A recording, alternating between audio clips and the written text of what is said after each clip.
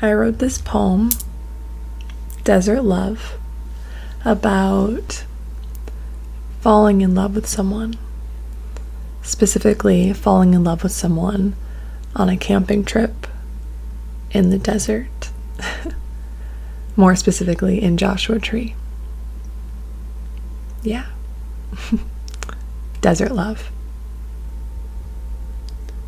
Joshua trees, as sweet as can be, making love on the rocks like a movie scene, bruised back and scraped knees.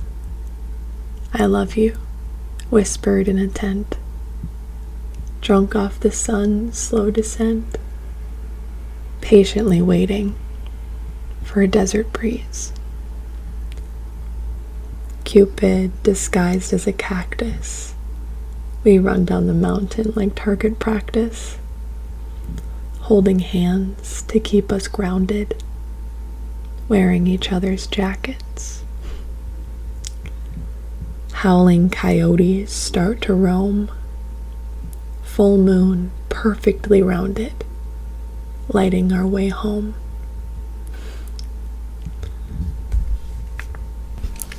So I start off the poem by saying Joshua trees, as sweet as can be, which is kind of contrasting because Joshua trees are really pokey and not very welcoming, you can't really hug them, but at the same time, like, this love that I've found is so sweet. It doesn't matter where we are in this dried up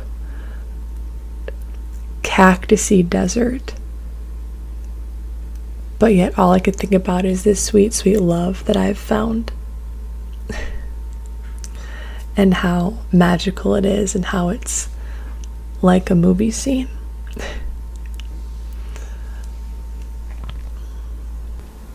This poem takes place obviously on a camping trip in the desert, but in a specific moment of that trip when we are on top of a mountain and we just had a really romantic evening and the sun is setting and we're realizing that we don't have a flashlight and that we need to get back to our campsite with our friends before the nightfall.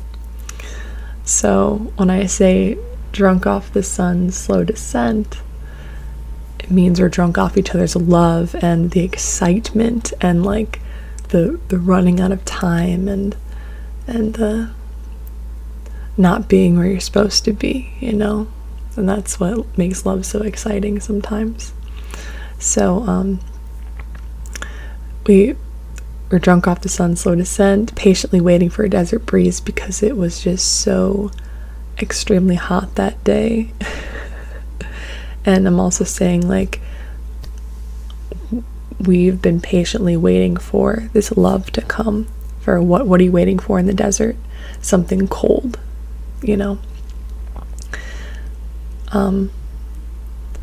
So then I go on to say in the next stanza, Cupid disguised as a cactus. I thought that was really cute. I've always had that vision, like the cactus is pointy and has spikes and needles, just how Cupid's arrow is pointy. So cactuses and cupids I've always thought were kind of one and the same. I've always wanted to use them together in a poem. But my favorite line is, we run down the mountain like target practice. Like we can't see Cupid because you know how sometimes cactuses can look like figures and stuff. Well, like maybe a couple of them are little cupids, and instead of the needles, they have little bows and arrows. So as we run down the mountain from this romantic evening we had back to our campsite, Cupid is eyeing us. And as we run, we're holding hands, fresh love, just like that childhood, like little kid love, just holding hands, so sweet. wearing each other's jackets, another like sweet little thing to do. It's very innocent love. That's what I was trying to convey. And howling coyotes start to roam, like we must get back to our safety because we're out here on this adventure and having a great, fun, lovey time, but we need to get back and before we spoil it, before the wild creatures come out, you know. Full moon, perfectly rounded, lighting our way home. So as the sun is setting, as we're drunk off the sun's slow descent, the moon comes out, surprisingly. Oh, it's a full moon tonight. How even more magical. Not only are we falling in love in the desert, but it's under the full moon, and we have something watching over us and watching over our love that will help us find our way home.